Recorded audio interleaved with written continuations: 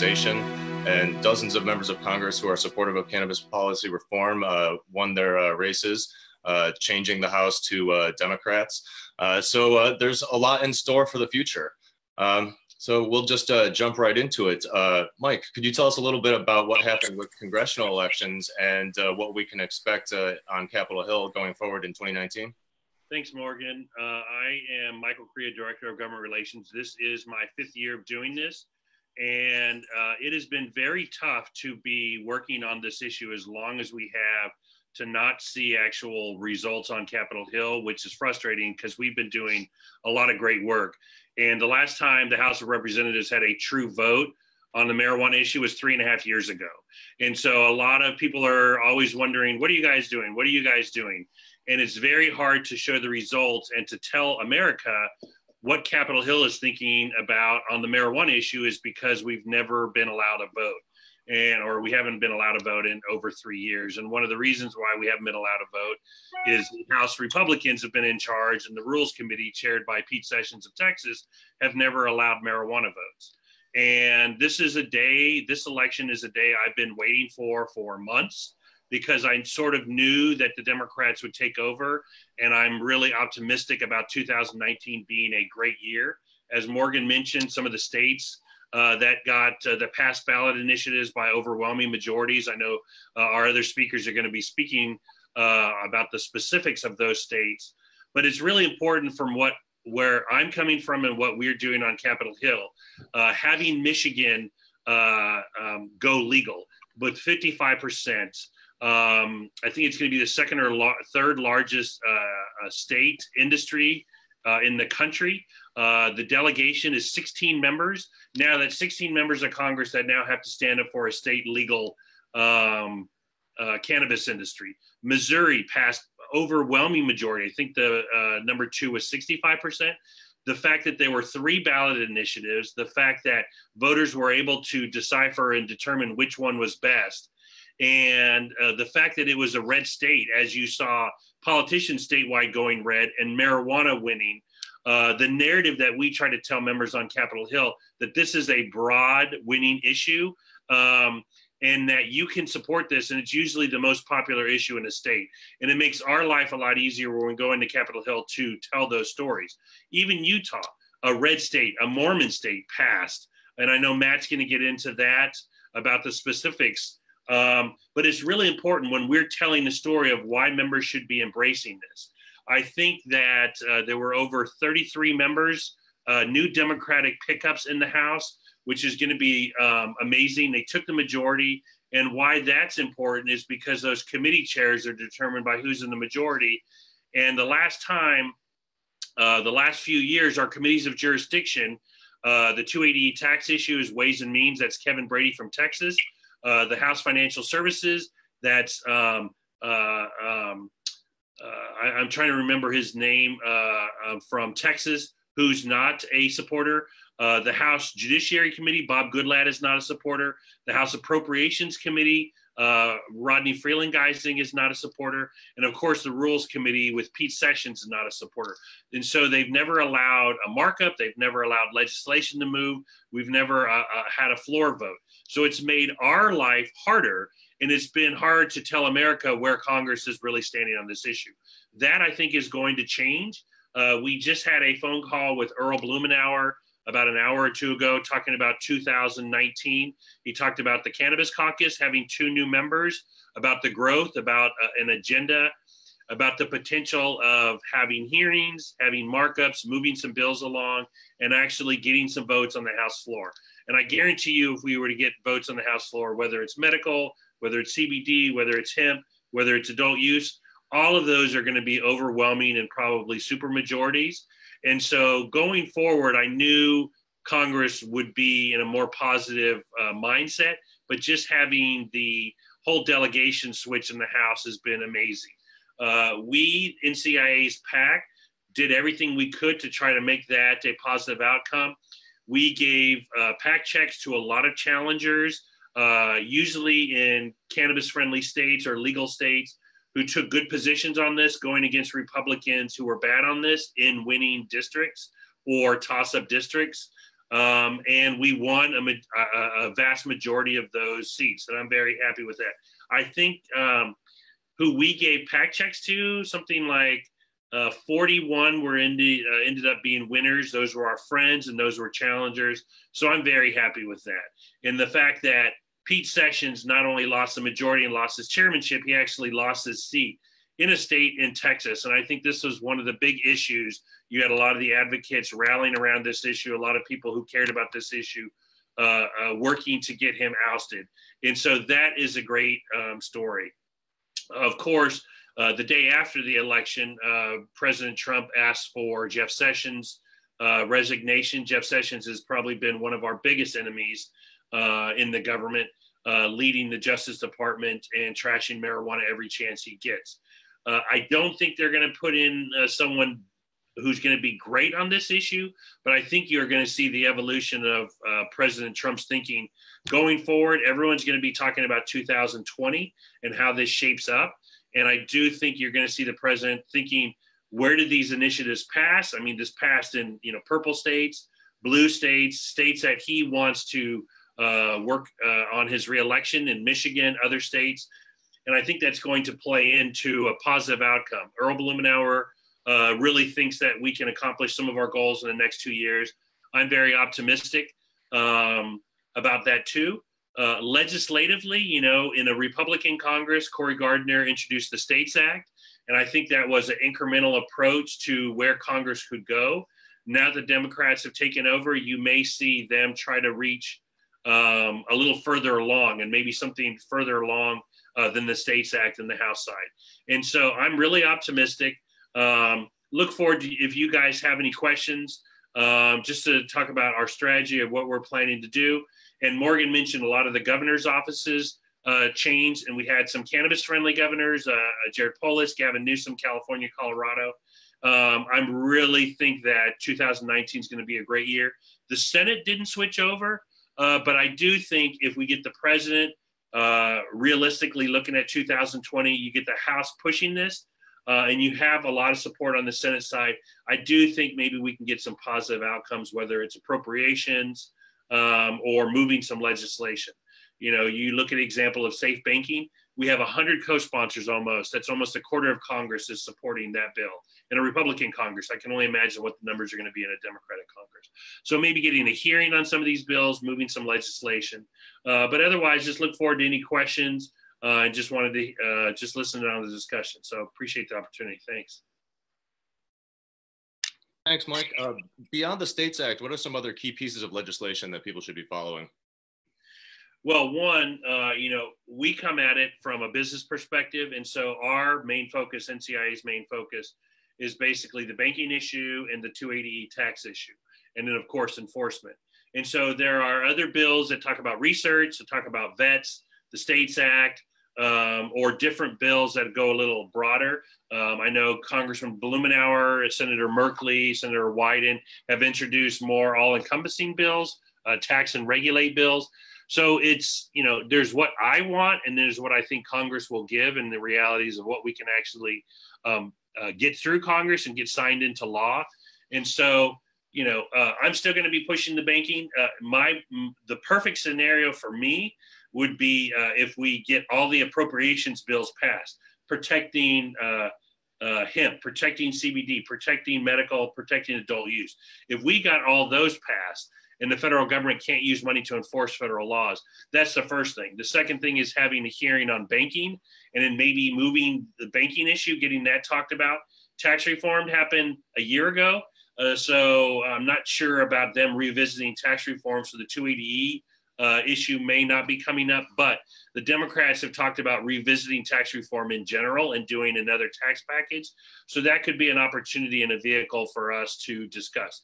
One of the things Earl Blumenauer mentioned on our phone call earlier today was talking to individual committees of jurisdiction and chairmen and laying out a plan either for hearings or markups or legislation that could be moved through committee. He's talking to leadership, he's doing individual meetings and sort of mapping out a strategy. And I told them we're willing to help out and work any way we can to work with the other advocates and sort of get a focus and just narrow in on that focus. Great, thank you. Let's dive into the state campaigns. Matt, you were instrumental in helping the Michigan campaign pass. Can you tell us a little bit about that campaign and what you see in terms of implementation and the impact that that'll have? Sure. My name is Matt Schweich. I'm the Deputy Director at the Marijuana Policy Project, and I was the campaign director and treasurer of the campaign in Michigan. And we're very proud of the work we did there. A great win, an achievement for public policy, improved public health, public safety. I don't have to convince anybody on this call of that. First in the Midwest, we've proven that we can legalize marijuana in states outside of the Northeast and the West, and this is the second most populous state in the country to legalize marijuana for adults. And to Mike's point, I think it will add to the momentum that we already have, pushing towards a landmark federal reform bill that hopefully we'll achieve in the near future. I want to, before I jump into Michigan, give props to John Payne for his win in Missouri. Great job, guys.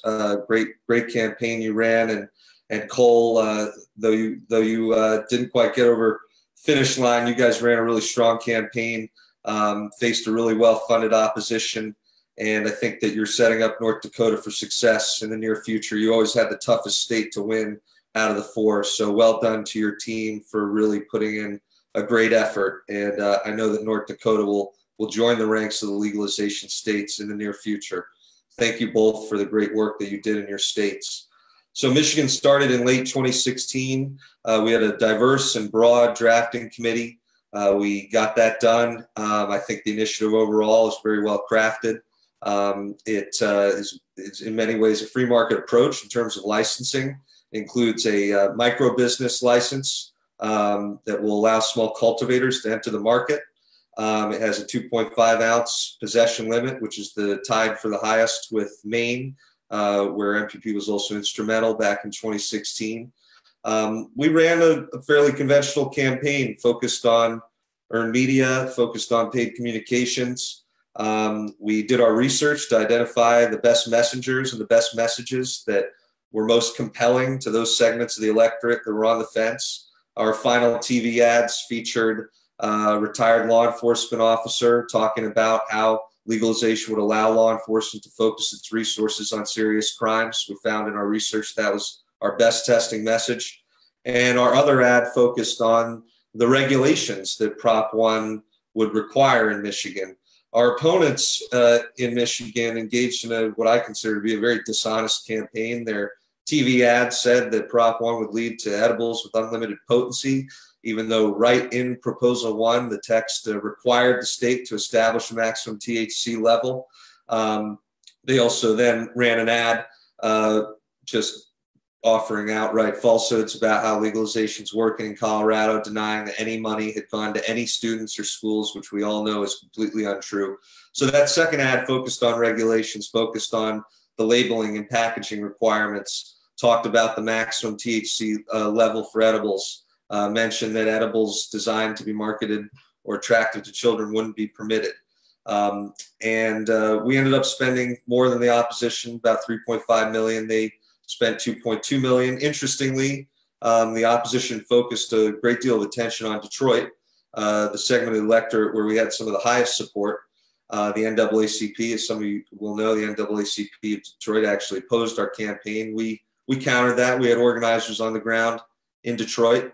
And, in the end, the people of Michigan listened to the facts. They looked past the dishonest attack ads. They realized that legalization was working in other states. They realized that Prop 1 was written in a very responsible manner and empowered the state government to regulate everything from the licensing process to the edibles to the packaging.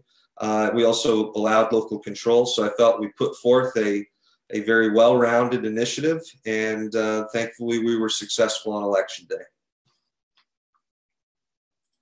So what are we looking at in terms of implementation? When will cannabis become legal to possess for adults, and what sort of a timeline do you see in terms of regulation and licensing businesses to be able to sell cannabis?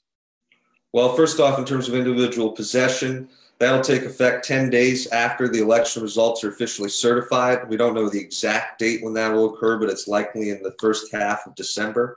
That's when possession and home cultivation will become legal for individuals.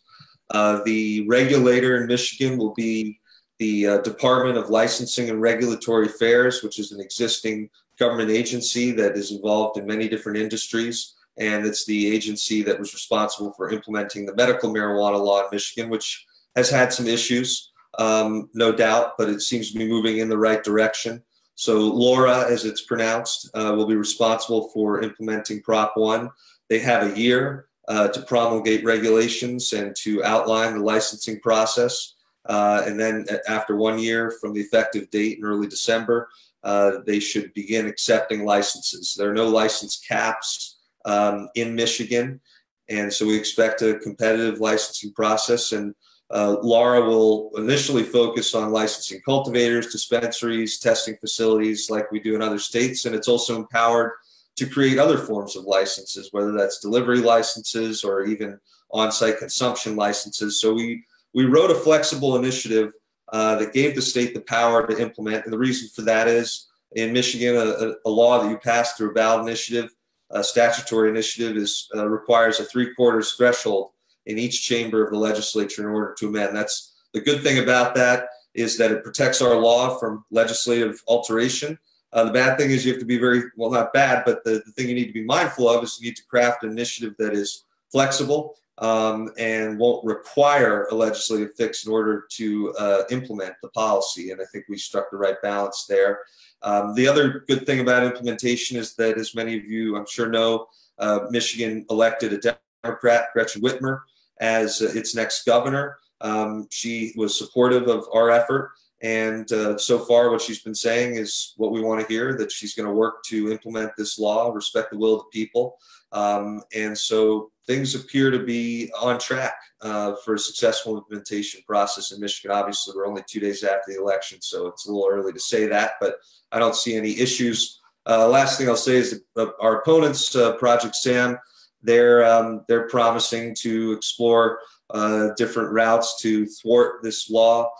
They seem to be focused on going to local governments to encourage them to institute bans. As I said earlier, we gave local governments a lot of control in terms of banning or regulating businesses in their communities. So I do expect the opposition to remain active in Michigan, but we also plan to remain active in Michigan and ensure that the will of the people is respected and effectuated. Hey, Matt brings up a good point about the support of the governor, and that's really important. NCIA has belonged to the DGA, the Democratic Governors Association, to educate them on a policy level. And it's really important when members of Congress are looking back to their states and seeing if they should do something like this. This is big policy, and it makes our job a lot easier when a governor and state policymakers are saying, please give us the power to do this. And it helps, now that we're going to have more friends, they're going to be calling their delegation. They're going to be signing on letters. They're going to be letting Congress know, yes, they can handle this. So it makes our life a lot easier having all these champions at the state level. One, implementing it, being more successful in rollout, and then helping our cause back in DC.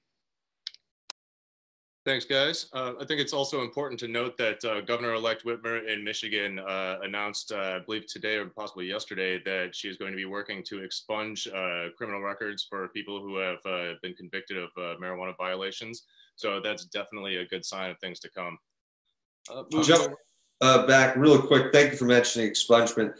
That was one of the many dishonest attacks we faced in Michigan. The opponent said, well, it doesn't even address expungement. Well, in Michigan, they have single subject rules when you write initiatives, and you can only delve into so many into so many areas of policy. We were not able to address expungement in our initiative. If we could have, we would have, and it is indeed great to hear Governor-elect Whitmer talking about expungement as something that could be achieved in the near future. So thank you for mentioning that, Morgan.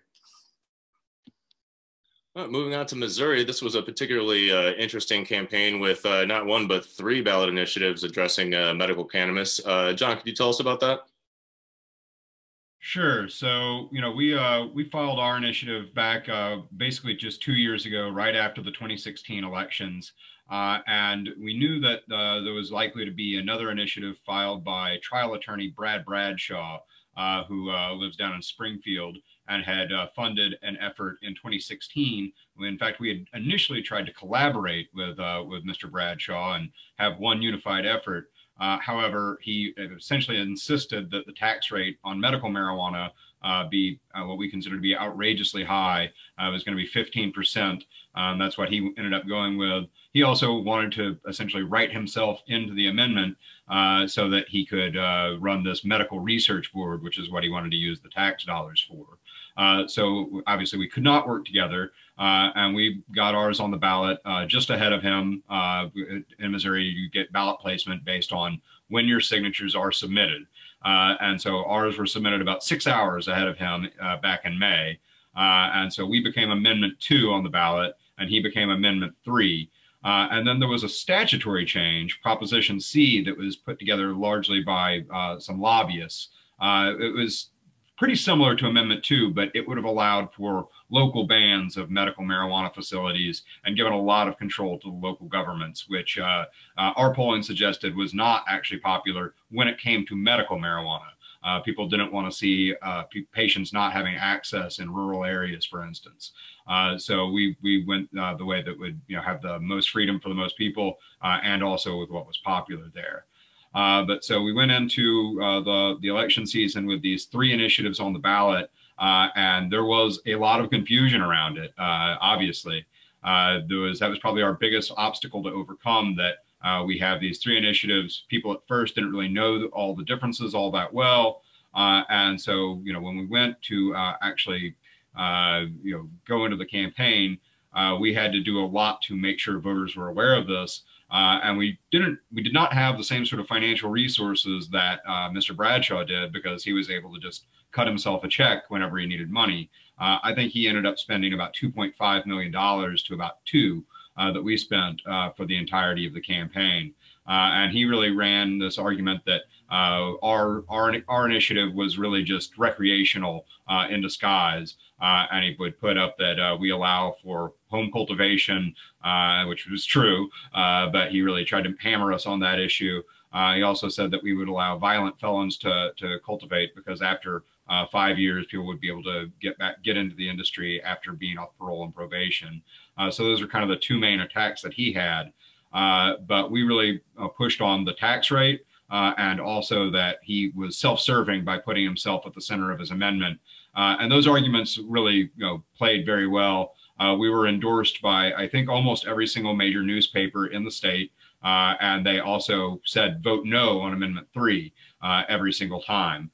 So voters really got engaged on the issue and learned about it. And the difference was obvious on Election Day, because, we carried 65% of the vote.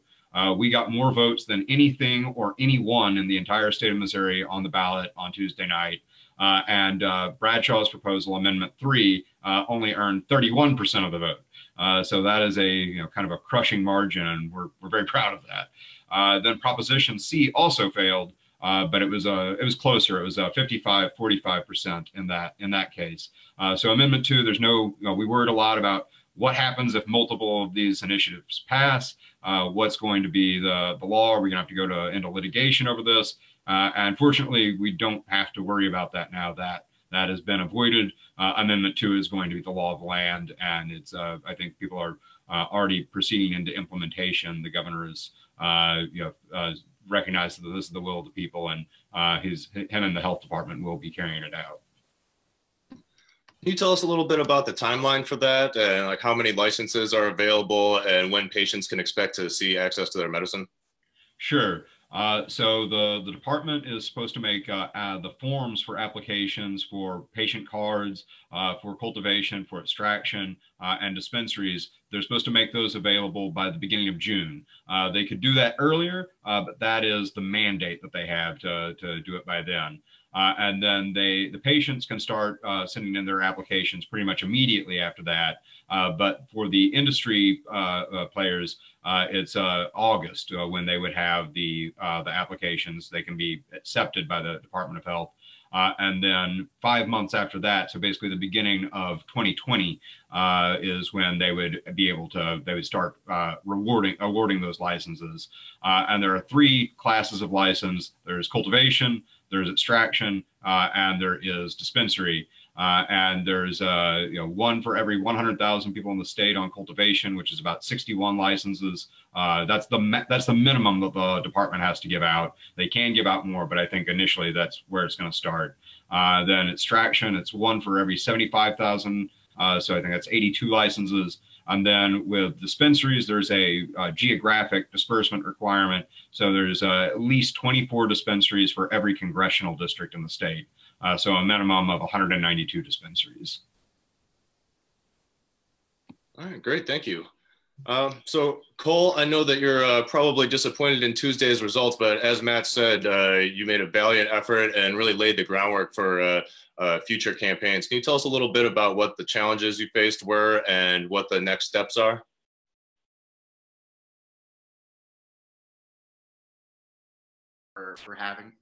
Thank you first and foremost for having me. I also want to take the time to thank people on this call that were also very supportive of this effort. Matt, I know Normal's not on this call, but Normal was certainly instrumental in helping position us to at least be somewhat competitive in this race, as well as Drug Policy Alliance. They were a huge help, allowed us, a last minute injection to do a direct mail piece. North Dakota was going to be an uphill battle, no matter which way you look at it. And on top of it, and I'm just going to be frank here, the bill was not the most ideal. The bill author didn't consult with, the great people at NCIA, the great people at MPP, great people at Normal. This was a pure grassroots activist effort. And, no one expected us to even make the ballot, which would have been terrible. I came here from the East Coast to help run this effort. It would have been a very big disappointment, but we made the ballot. And, the big impetus behind the effort was honestly how the legislature really bungled medical marijuana in North Dakota, which passed with 64% of the vote, comparable to what Donald Trump garnered. And, people were very upset, are still very upset about the fact that medical hasn't been operational. They took the teeth out of the bill. So this is the product of that. When you have a broad bill, the way it was, unlimited possession, unlimited cultivation, with the expectation that the legislature will fill in with regulation and licensing and additional taxation on top of sales tax. But the big problem was, honestly, we were going to live and die by the under 40 vote. And the under 40 vote did not turn out as much as we needed them to. And to Congressman or Senator-elect Kramer's credit, that's some good alliteration there. Senator Kramer's credit, he did a masterful job of turning out 65 plus voters. And that just killed us. On top of the lies that Project Sam was spreading in Michigan, they were spreading the same lies here in North Dakota, and we were being outspent 5-1. And, I think, a nice way to put it is, with the result losing 59-41 here in North Dakota, we've certainly planted the seeds of truth. And at this point, we can expect and hope, and I hope everyone here puts pressure on the legislature in North Dakota. They pledged to push through a decriminalization bill immediately when the legislature reconvenes in January. That is some progress, and they announced that this would be done a week before the election. I don't think it took the wind out of our sails. I just think that some people that were leaners probably just didn't, they didn't come home to us because of that announcement that decriminalization would be occurring. So turning out people was very tough with the limited funds we had. But, I'm confident that, between medical marijuana hopefully being operational in the very near future, decriminalization becoming a reality in North Dakota, it sets up 2020 to be an interesting case for marijuana reform in the state of North Dakota. Thank you. We'll definitely be following that very carefully. You mentioned getting the vote to turn out under 40. I didn't even know there were people under 40 who lived in North Dakota. So that had to have been a challenge into itself. It was, but here's the other interesting fact. North Dakota, with the exception of their prejudice laws against suppressing the Native American vote here, the demographics here, it's like 85% white, 10% Native American, and then a smattering of other minority groups. But North Dakota has the loosest voting laws in the country. You don't need to register to vote. You just need to have a valid and updated ID, and you can vote. Hey, Morgan, I just want to let you know I have to run off the call to go pick up my daughter. So, guys, I appreciate all the work you guys did in the States. It was amazing. Even in North Dakota, just getting those numbers. It makes my job a lot easier telling the narrative to Congress. And, John, I totally hear you. It's like in Florida when medical got 70+%. In Colorado, the story when you say it is more popular than usually any politician in a state, that gets people's attention. And it makes my job a lot easier when I'm going up on Capitol Hill. So, guys, appreciate all the work you guys have done. Morgan, best of luck with everything and the rest. Sorry I got to run, but appreciate it, guys. Talk to you later. Thank you. All right, thanks for joining us. So we're going to do a quick question session here. I know we're running on a little bit out of time, so I'm just going to do just one question for everybody. And Mike already addressed this, but I'm sorry, I skipped ahead here. Matt, can you tell us what happened with Utah? Yes, I can. Sorry, I was unmuting. So we won in Utah, and we've enacted medical marijuana in one of the most socially conservative states in the country.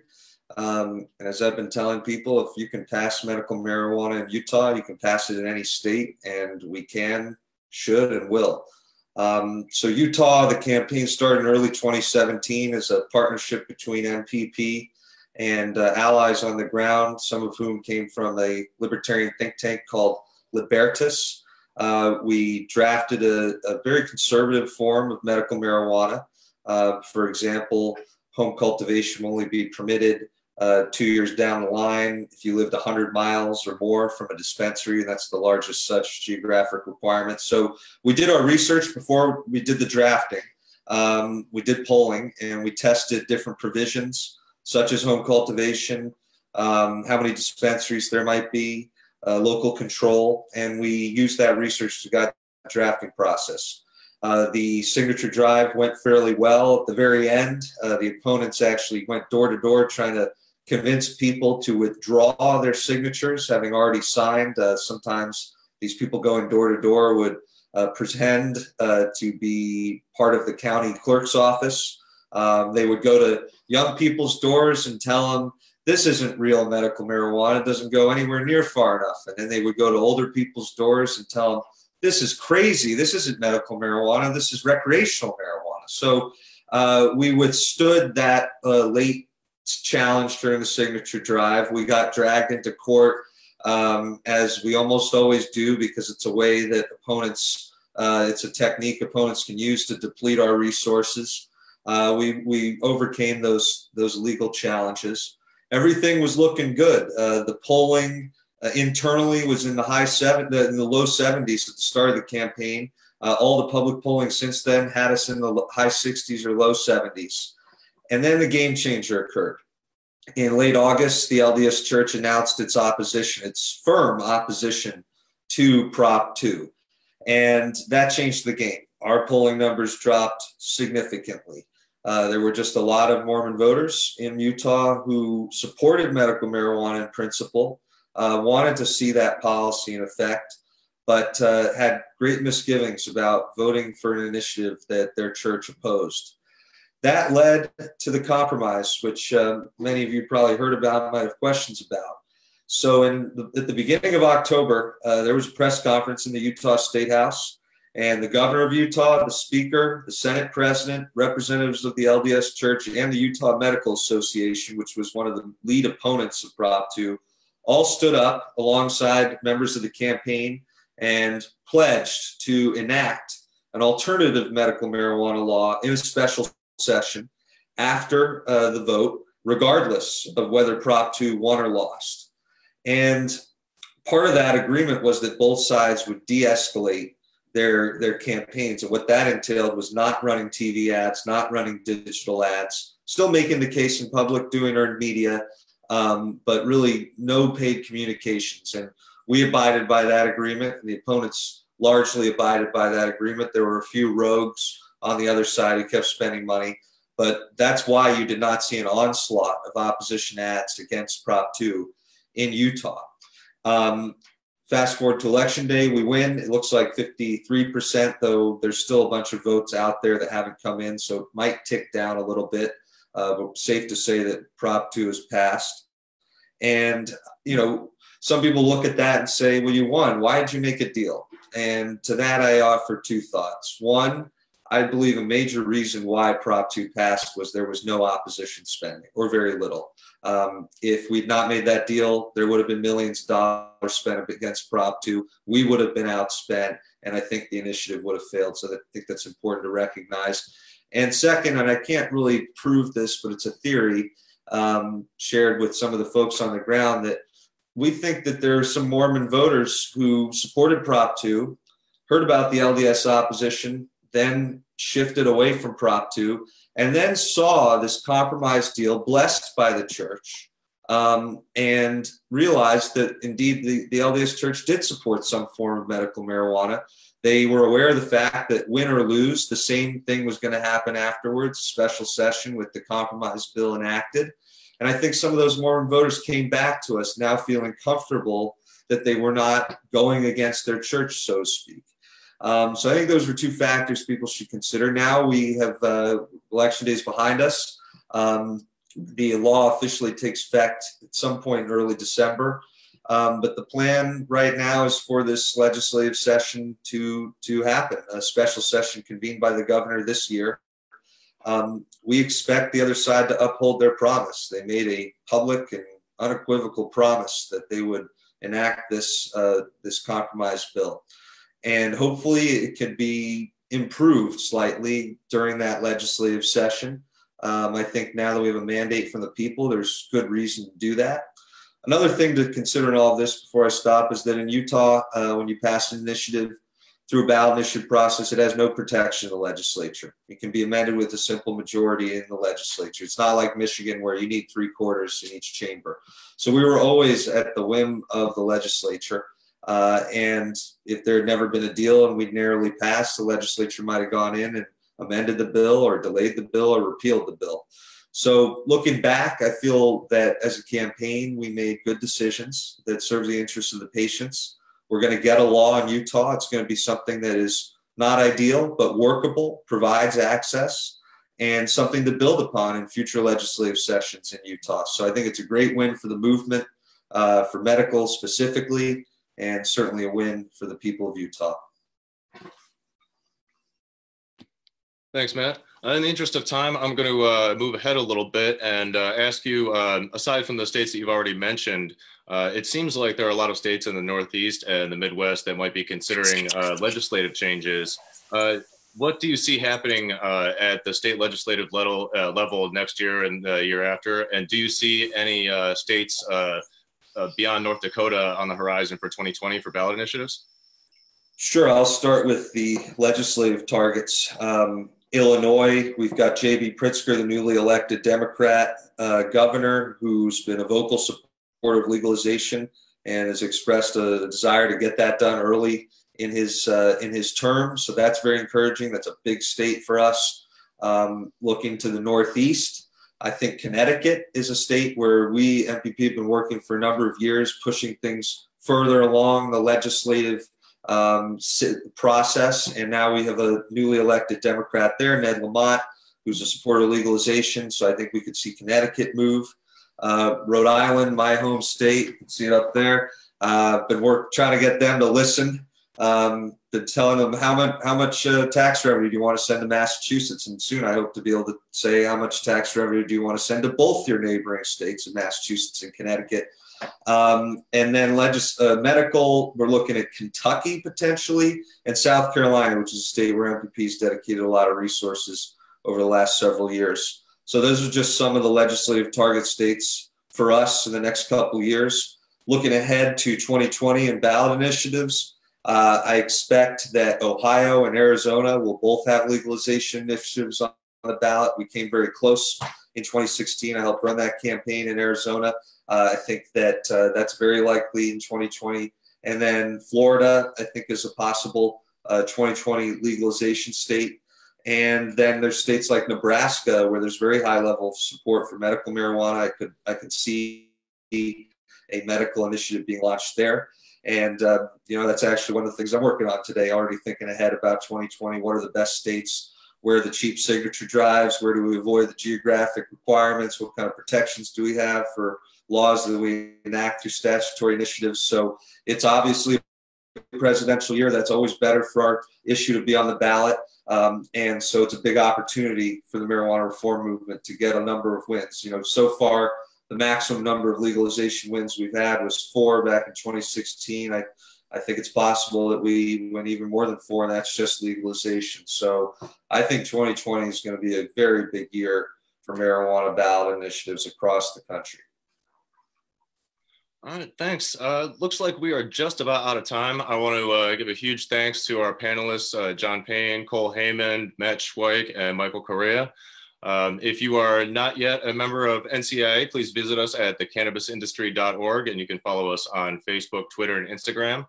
And if anyone has further inquiries based on this conversation or would like to be put in contact with any of our panelists, you can email me at media@thecannabisindustry.org. Thanks, and have a good night.